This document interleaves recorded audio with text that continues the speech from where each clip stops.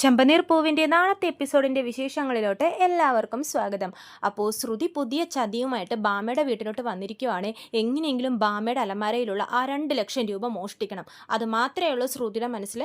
അതെടുത്തിട്ട് നേരെ ആൻ്റണിക്ക് കൊണ്ടേ കൈമാറുകയും വേണം, നവീനെ ജീവിതത്തിലോട്ട് തിരിച്ചു കൊണ്ടുവരാൻ വേണം എന്ന് ശ്രുതി ഇങ്ങനെ വിചാരിച്ചിട്ട് ബാമയുടെ വീട്ടിലോട്ട് പോവുകയാണ്.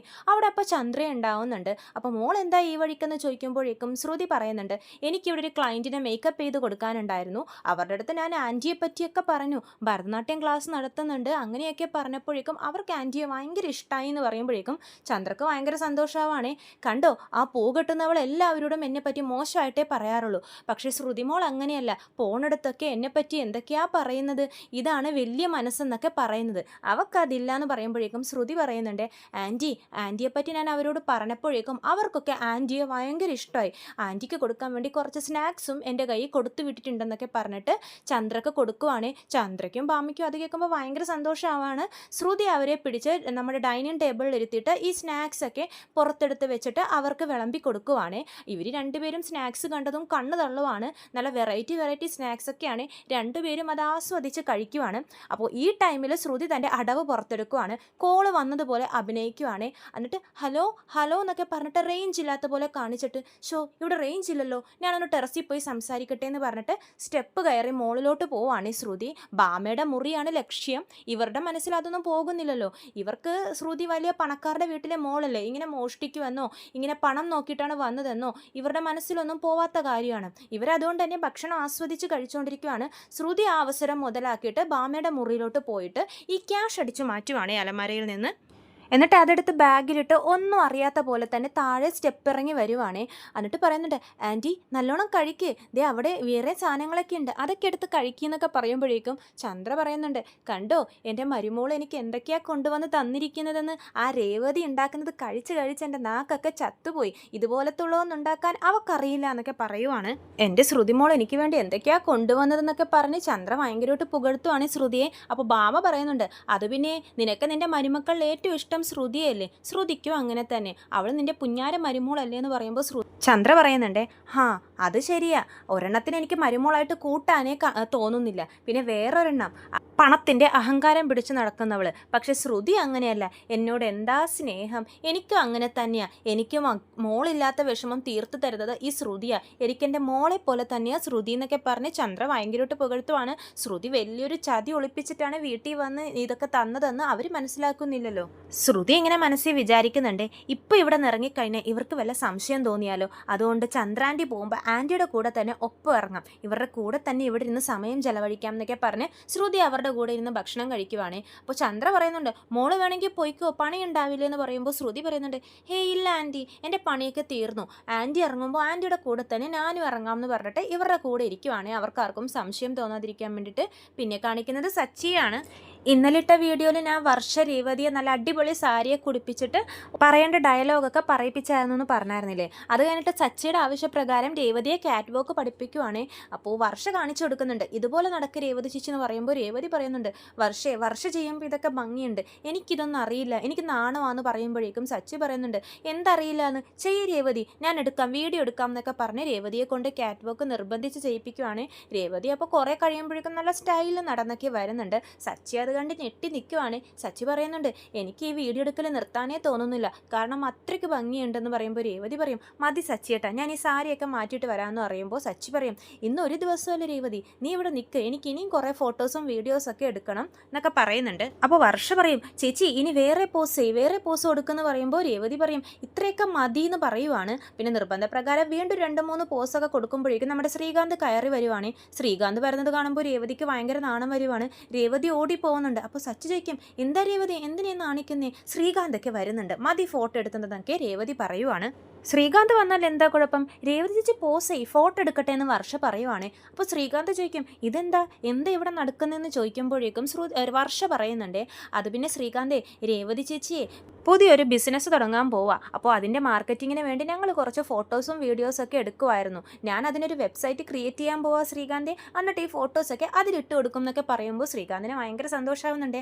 അത് കൊള്ളാം, എന്ത് ബിസിനസ്സാണ് തുടങ്ങുന്നതെന്ന് പറയുമ്പോഴേക്കും വർഷ പറയുന്നുണ്ട്, അത് പിന്നെ ഈ ഹോൾ ഡെക്കറേഷനിലൊക്കെ ചെയ്യുന്ന ചെയ്യുന്ന വർക്ക് അത് രേവതി ചേച്ചി എടുക്കാൻ പോവാ ആ ഓർഡറൊക്കെ. അപ്പോൾ വെബ്സൈറ്റ് ക്രിയേറ്റ് ചെയ്ത് ഈ ഫോട്ടോസൊക്കെ അതിലിട്ട് കഴിഞ്ഞാൽ ആവശ്യമുള്ളവർ രേവതി ചേച്ചി ഇങ്ങോട്ട് തേടി വരുമല്ലോ എന്ന് പറയുമ്പോഴേക്കും ശ്രീകാന്ത് കൺഗ്രാറ്റ്സ് ഒക്കെ പറയുന്നുണ്ട്. നല്ല ഐഡിയ രേവതി ചേച്ചി, എനിക്ക് ഒരുപാട് ഇഷ്ടപ്പെട്ടു എന്നൊക്കെ പറഞ്ഞ് കൺഗ്രാറ്റ്സ് ഒക്കെ ചെയ്യുന്നുണ്ട്. അത് കഴിഞ്ഞിട്ട് വർഷ വീണ്ടും ഓരോ പോസൊക്കെ പറഞ്ഞു കൊടുക്കുവാണ്. രേവതിക്ക് അതൊക്കെ ചെയ്യാൻ ഭയങ്കര നാണാവുകയാണ്. അപ്പോൾ വർഷ പറയുന്നുണ്ട്, സച്ചേട്ടനൊന്ന് ഹെൽപ്പ് ചെയ്യുമെന്ന് പറയുമ്പോൾ സച്ചി രേവതിയെ ഹെൽപ്പ് ചെയ്യുന്നുണ്ട്. സച്ചി രേവതിയുടെ കൈയൊക്കെ പിടിച്ച് ഓരോ പോസൊക്കെ ചെയ്യിപ്പിക്കുന്നുണ്ട്. അപ്പോൾ ഈ ഫോട്ടോസൊക്കെ വർഷയാണ് ക്ലിക്ക് ചെയ്തെടുക്കുന്നത്. ഈ ടൈമിലാണ് ചന്ദ്രയും ശ്രുതിയും നമ്മുടെ സുധിയും കൂടി വീട്ടിലോട്ട് കയറി വരുന്നത്. രേവതിയുടെ ഈ വേഷമൊക്കെ കണ്ടിട്ട് ഇവരിങ്ങനെ കണ്ണും തള്ളി നിൽക്കുവാണ്, എന്താ ഇവിടെ നടക്കുന്നതെന്ന് അറിയാതെ. സച്ചി ഇങ്ങനെ സാരി കവർ ചെയ്ത് നിൽക്കുന്നതുകൊണ്ട് തന്നെ അത് രേവതിയാണെന്ന് ഇവർക്ക് മനസ്സിലാവുന്നില്ലേ. ബാക്കാണ് കാണുന്നത്. അപ്പോൾ ചന്ദ്ര നോക്കുമ്പോൾ സച്ചി ഒരു പെണ്ണിനെയും കെട്ടിപ്പിടിച്ചുകൊണ്ട് നിൽക്കുവാണ്. ചന്ദ്ര കിടന്ന് ഒച്ചെടുക്കുന്നുണ്ട്, എന്താ സച്ചി ഇത്? രേവതി ഇല്ലാത്ത സമയത്ത് വീട്ടിൽ വേറൊരു പെണ്ണിനെ കൂട്ടിക്കൊണ്ട് വന്നിരിക്കുന്നു. അവൾ എവിടെ പോയാ രേവതി? പൂ കൊടുക്കാൻ പോയോ? ആ ടൈമിൽ കൊണ്ടുവന്നിരിക്കുവാണല്ലേ നീ ഒരു പെണ്ണിനെ? ഇത്ര നാൾ കുടിക്കുന്ന ശീലം മാത്രമേ ഉണ്ടായിരുന്നുള്ളൂ, ഇപ്പോൾ എന്താ ഈ ശീലവും തുടങ്ങിയോ എന്നൊക്കെ ചോദിച്ച് ചന്ദ്ര ചീത്ത പറയുവാണ്. വർഷയും ശ്രീകാന്തും ഇവർ വന്നത് കാണുമ്പോൾ തന്നെ അവൾ ഒളിഞ്ഞു നിൽക്കുവാണ്. അതുകൊണ്ട് തന്നെ ഇവരെ കണ്ടിട്ടില്ല. ചന്ദ്ര ഈ സച്ചിയും രേവതിയും മാത്രമാണ്, രേവതിയാണെന്ന് അത് മനസ്സിലായിട്ടില്ല. എന്നിട്ട് ഇങ്ങനെ കിടന്ന് ഹോളിൽ കിടന്ന് ബഹളം വെക്കുവാണ്. അപ്പോൾ സുധി പറയുന്നുണ്ട്, എന്തൊരു ശീലമാമേ ഇത്, ഞാൻ കണ്ടില്ലേ കല്യാണം കഴിഞ്ഞ് എൻ്റെ ഭാര്യയിൽ മാത്രം ഒതുങ്ങി ജീവിക്കുന്നതാ, ഈ സച്ചി എന്താ ഇങ്ങനെയെന്ന് പറയുമ്പോഴേക്കും സച്ചി പറയുന്നുണ്ട്, ഓ പിന്നെ നിന്റെ സ്വഭാവമൊക്കെ എനിക്ക് മനസ്സിലായി, ഞാനേ കുറച്ച് പരസ്യങ്ങൾക്ക് വേണ്ടി ഒരു പുറത്തുനിന്നൊരു മോഡലിന് ഇറക്കിയതാ, ആ മോഡലായി ഇത് എന്നൊക്കെ പറഞ്ഞിട്ട് രേവതി ഒന്നുകൂടെ കെട്ടിപ്പിടിച്ച് നിൽക്കുവാണ് സച്ചി. ചന്ദ്രക്ക് ഇതൊക്കെ കാണുമ്പോൾ ഭ്രാന്ത് പിടിക്കുവാണ്. നിനക്കാ രേവതിയുടെ സ്വഭാവം അറിയാലോ സച്ചി, അവളെങ്ങാനും ഇത് കണ്ടുകൊണ്ട് വന്നു കഴിഞ്ഞാൽ നിന്റെ കഥ അതോടെ തീർന്നു. രേവതി, എടി രേവതി എന്ന് പറഞ്ഞ് ഒച്ചെടുത്ത് വിളിക്കുമ്പോഴേക്കും സച്ചിനെ തട്ടി മാറ്റിയിട്ട് രേവതി അവിടെ നിന്നും നേരെ നിൽക്കുവാണ്. അപ്പോൾ രേവതിയെ കാണുമ്പോൾ ചന്ദ്ര ഇങ്ങനെ അടിമുടി നോക്കുന്നുണ്ട്. ഇവളെന്താ ഈ വേഷത്തിലെന്നുള്ളൊരു ഭാവത്തിലാണ് ചന്ദ്ര ഇങ്ങനെ നോക്കുന്നത്. രേവതിയും ആകെ വല്ലാതെ ആവുന്നുണ്ട്. രേവതി പറയുന്നുണ്ട്, അത് പിന്നെ അമ്മേ, എൻ്റെ പൂവിൻ്റെ ഒരു വെബ്സൈറ്റ് ക്രിയേറ്റ് ചെയ്യുന്നുണ്ട്, അപ്പോൾ അതിൽ ഫോട്ടോസ് ഇടാൻ വേണ്ടി കുറച്ച് ഫോട്ടോ എടുക്കാൻ വേണ്ടിയിട്ടാണ് ഈ വേഷം കെട്ടിയെന്നൊക്കെ രേവതി പറയുന്നുണ്ട്. അപ്പോൾ ചന്ദ്ര പറയും, ഹോ അതിനായിരുന്നു, ഞാൻ വേറെ എന്തൊക്കെയോ വിചാരിച്ചു എന്ന് പറയുവാണ്. രേവതിയാണെന്ന് മനസ്സിലാവുമ്പോഴാണ് ചന്ദ്രക്ക് ശ്വാസം നേരെ വീഴുന്നത്. പിന്നെ കുറച്ചു നേരത്തേക്ക് ആരും അങ്ങോട്ടും ഇങ്ങോട്ടും മിണ്ടുന്നില്ല. ചന്ദ്ര ഇങ്ങനെ വിഷമിച്ച് നിൽക്കുവാണ്. അപ്പോൾ സച്ചി പറയുന്നുണ്ട്, രേവതി എന്തൊക്കെയായാലും അമ്മയ്ക്ക് നിന്നോടുള്ള സ്നേഹം കണ്ടു, ഞാൻ വേറെ ഏതോ പെണ്ണിനെ കൂട്ടിക്കൊണ്ട് വന്നു എന്നോർത്ത് അമ്മ എങ്ങനെയാ ദേഷ്യപ്പെട്ടത്, എല്ലാം നിന്നോടുള്ള സ്നേഹമാണ്, നിന്നോട് ഒച്ചെടുക്കുന്നുണ്ടെങ്കിലും അമ്മയ്ക്ക് നിന്നോടുള്ള കരുതലും സ്നേഹവും ഞാനിപ്പോൾ നേരിട്ട് കണ്ടു എന്നൊക്കെ പറയുവാണ്. ചന്ദ്രയും ഒന്നും മിണ്ടാതെ ഇങ്ങനെ രേവതിയെ തന്നെ നോക്കിയിരിക്കുവാണ്. രേവതിക്കും കണ്ണ് നിറഞ്ഞിങ്ങനെ വരുവാണ്. കാരണം രേവതിക്ക് എന്തോ രേവതിയുടെ ജീവിതം നശിയോ എന്നോർത്തിട്ട് ചന്ദ്ര അത്രയും ടെൻഷൻ അടിച്ചല്ലോ, അത്രയും വെപ്രാളം ചന്ദ്ര അവിടെ നിന്ന് കാണിച്ചായിരുന്നു സച്ചി വേറൊരു പെണ്ണിൻ്റെ കൂടെയാണ് നിൽക്കുന്നതെന്ന് ഓർത്തിട്ട്.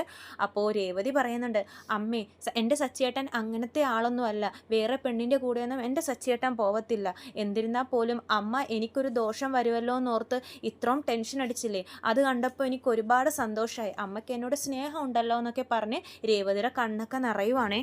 അപ്പോൾ വർഷമൊന്നും അറിയാത്ത പോലെ വന്നിട്ട് എന്താ ഇവിടെ നടക്കുന്നതെന്ന് ചോദിക്കുമ്പോഴേക്കും ശ്രുതി പറയുന്നുണ്ട്, അത് പിന്നെ ആൻറ്റി കയറി വന്നപ്പോഴേക്കും സച്ചി വേറെ ഏതോ പെണ്ണിൻ്റെ കൂടെ നിൽക്കുവാന്നോർത്തു ഇവിടെ കിടന്ന് ബഹളം വെച്ചു, പിന്നെയാ മനസ്സിലായത് അത് രേവതിയാണെന്നൊക്കെ പറയുന്നുണ്ട്.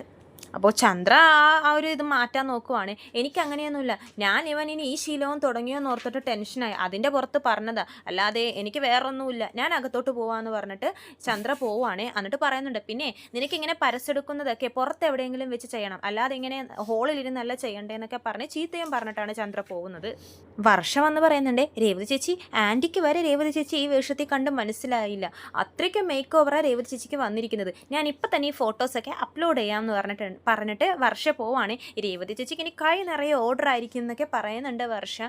അപ്പോൾ സച്ചി രേവതിയോട് പറയുന്നുണ്ട്, രേവതി കണ്ടില്ലേ അമ്മയ്ക്ക് നിന്നോടുള്ള സ്നേഹം, അറിയാതെ ആണെങ്കിലും അതിപ്പോൾ പുറത്തോട്ട് വന്നില്ലേ എന്നൊക്കെ പറയുമ്പോഴേക്കും രേവതി പറയുന്നുണ്ട്, സ്നേഹം ഉണ്ടോ ഇല്ലയോ എന്ന് എനിക്കറിയില്ല, പക്ഷെ ഉണ്ടായിരുന്നെങ്കിൽ അത് എത്ര നല്ലതായിരുന്നു എന്നൊക്കെ രേവതിയും പറഞ്ഞ് ഇമോഷണൽ ആവുകയാണേ. പിന്നെ കാണിക്കുന്നത് ശ്രുതി ആ പൈസ ആയിട്ട് ആൻ്റണിയുടെ ഓഫീസിലോട്ട് പോവാണ്. മീരയുണ്ട് കൂടെ. ആൻ്റണി പൈസയൊക്കെ എണ്ണി നോക്കുന്നുണ്ട്. എന്നിട്ട് പറയും, നിങ്ങളെ വിശ്വാസം ഇല്ലാത്തതുകൊണ്ടാണെന്നല്ല കേട്ടോ ഞാൻ ഈ ക്യാഷ് എണ്ണി നോക്കുന്നത്, പക്ഷേ പൈസയുടെ കാര്യം ആയതുകൊണ്ടാണ്, പൈസയുടെ കാര്യത്തിൽ ഞാൻ ഒരാളെയും വിശ്വസിക്കില്ല എന്ന് പറഞ്ഞ് ആൻ്റണി പൈസയൊക്കെ എണ്ണി തിട്ടപ്പെടുത്തുവാണ്. എന്നിട്ട് പറയുന്നുണ്ട്, ഇനി നവീൻ്റെ കാര്യം ഓർത്ത് നിങ്ങളൊന്നും പേടിക്കാൻ നിൽക്കണ്ട, അവന് ഞാൻ ഇന്ന് തന്നെ ഡെലിവറി ചെയ്യാൻ പോവാന്നൊക്കെ പറയുന്നുണ്ട്. അപ്പോൾ ശ്രുതി പറയുന്നുണ്ട്, എന്തായാലും ശരി, എനിക്കിനി അവൻ്റെ ശല്യം ഉണ്ടാവാൻ പാടില്ല, അതിന് വേണ്ടിയിട്ടാണ് ഈ കാശ് ഞാനിപ്പോൾ ഏൽപ്പിച്ചതെന്നൊക്കെ എന്നൊക്കെ പറയുമ്പോഴേക്കും ആൻ്റണി പറയുന്നുണ്ട്, ഈ നവീൻ്റെ ശല്യം നിനക്ക് ഉണ്ടാവില്ല, പക്ഷെ എൻ്റെ ഉണ്ടാവും എന്ന് പറയുമ്പോഴേക്കും ശ്രുതി പറയും, എന്താ ആൻ്റണി ഇപ്പോൾ പറഞ്ഞേ? അല്ല, എനിക്കിനി കുറേ പണികളുണ്ടല്ലോ, അവനെ പാക്ക് ചെയ്ത് അവിടെ അയക്കണം, ആയുർവേദ ഹോസ്പിറ്റലിൽ അയക്കണം, അവിടുത്തെ ട്രീറ്റ്മെൻറ്റ് കഴിഞ്ഞിട്ട് അവനെ വേറെ ഏതെങ്കിലും സ്ഥലത്തോട്ട് പാക്ക് ചെയ്യണം, അങ്ങനത്തെ കുറേ കാര്യങ്ങൾ പറഞ്ഞതാ.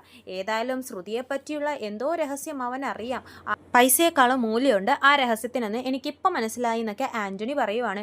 എന്തൊക്കെയായാലും ആൻ്റണിയെ വിശ്വസിച്ചാൽ ഞാനിപ്പോൾ ഇതൊക്കെ തരുന്നതെന്ന് പറഞ്ഞിട്ട് ശ്രുതി അവിടെ നിന്നും ഇറങ്ങുവാണ് ഓഫീസിൽ നിന്ന്. ആൻ്റണി ഏതായാലും നല്ല സന്തോഷത്തിലാണ്. അകത്ത് മുറിയിലിരിക്കുന്ന നവീൻ്റെ അടുത്തോട്ട് ഈ കാശുമായിട്ട് ആൻ്റണി പോവാണ്. അപ്പോൾ നവീൻ ചോദിക്കും, ഇതെന്താ കാശ്? ശ്രുതി കൊണ്ടത് കാശ് ഏൽപ്പിച്ചോ? അപ്പോൾ ആൻ്റണി പറയും, പിന്നെ അല്ലാതെ അവൾ എന്നെ തേടി വന്ന് ഇങ്ങോട്ട് തന്നെ പൈസ തന്നു, കണ്ടില്ലേ ഈ 2 ലക്ഷം രൂപ. അപ്പോൾ നവീൻ പറയും, എൻ്റെ ഷെയർ എന്ന് പറയുമ്പോഴേക്കും ആൻ്റണി ഒരു 50,000 രൂപ കൊടുക്കുവാണ്. അപ്പോഴേക്കും നവീൻ പറയും, എന്താ ബോസ് ഇത് ഇത്രേ ഉള്ളൂ എന്ന് ചോദിക്കുമ്പോഴേക്കും, ശരി, അടിയൊക്കെ മേടിച്ചതല്ലേ എൻ്റെ കയ്യിൽ നിന്ന്, ഇന്നാ ഇതും കൂടി വെച്ചോ എന്ന് പറഞ്ഞിട്ട് കുറച്ച് കാശും കൂടി കൊടുക്കുന്നുണ്ട്. നീ തല്ലൊക്കെ കൊള്ളുന്നതിന് മുമ്പേ ശ്രുതിയെ പറ്റിയുള്ള രഹസ്യങ്ങൾ എന്നോട് പറഞ്ഞിരുന്നെങ്കിൽ ഇത്ര അടിയൊന്നും കൊള്ളേണ്ട കാര്യമില്ലായിരുന്നല്ലോ നവീനി എന്ന് പറയുമ്പോഴേക്കും നവീൻ പറയുന്നുണ്ട്, എന്തായാനാ, ഏതായാലും കൊണ്ടുപോയില്ലേ. അപ്പോൾ ആൻ്റണി പറയും, ഇനി 2 മാസത്തേക്ക് നിന്നെ ഈ പരിസരത്ത് കണ്ടുപോകരുത്, എവിടേക്കെങ്കിലും പോയിക്കോ, ഇനി ഞാൻ വിളിക്കുമ്പോൾ മാത്രം നീ ഇങ്ങോട്ട് വന്നാൽ മതി എന്നൊക്കെ പറയുവാണ്. എന്നിട്ട് പറയുന്നുണ്ട്, ശ്രുതി ഒരു സ്വർണ്ണമുട്ടയിടുന്ന താറാവാ, എനിക്ക് ആവശ്യം വരുമ്പോൾ ഞാൻ അവളോട് ഇനി പൈസ ചോദിച്ചുകൊണ്ടിരിക്കും, അവൾ എനിക്ക് ഇനി തന്നുകൊണ്ടിരിക്കും. ഇനി 2 മാസം കഴിഞ്ഞിട്ട് നീ വന്നാൽ മതി, ഞാൻ നിന്നെ വിളിക്കാം, അപ്പോൾ നമുക്ക് അടുത്തതിനുള്ള പണി ചെയ്യാം എന്നൊക്കെ പറയുവാണ് ആൻ്റണി. അപ്പോൾ നവീൻ പറയും, ഏതായാലും ഈ ഏർപ്പാട് കൊള്ളാം, ഞാൻ പൈസ ചോദിച്ചാലൊന്നും അവൾ തരാൻ പോകുന്നില്ല, ഇപ്പോൾ എനിക്കിങ്ങനെ നിന്ന് തന്നാൽ മാത്രം മതിയല്ലോ, ബാക്കി കാര്യങ്ങളൊക്കെ ആൻ്റണി ചേട്ടൻ നോക്കിക്കോളും, എനിക്കിത് ഇഷ്ടപ്പെട്ടു, എന്നാൽ ശരി ഞാൻ പോവാം, 2 മാസത്തേക്ക് എവിടെയെങ്കിലും മാറി നിൽക്കാം എന്ന് പറഞ്ഞ് നവീൻ പോവാണ്. ആൻ്റണി ആ കാശും പിടിച്ച് ഇങ്ങനെ സന്തോഷത്തോടെ നിൽക്കുവാണ്. ഇത്രയും കാണിച്ചുകൊണ്ടാണ് നാളത്തെ എപ്പിസോഡ് അവസാനിക്കുന്നത്. ചെമ്പനീർപ്പൂവിൻ്റെ കൂടുതൽ വിശേഷങ്ങൾ ഞാൻ എൻ്റെ ചാനലിലൂടെ അപ്ലോഡ് ചെയ്യുന്നതാണ്. ചാനൽ സബ്സ്ക്രൈബ് ചെയ്യാത്തവർ സബ്സ്ക്രൈബ് ചെയ്യണം. വീഡിയോ ഇഷ്ടമെങ്കിൽ ലൈക്ക് ചെയ്യാനും മറക്കരുത്. എല്ലാവർക്കും നന്ദി.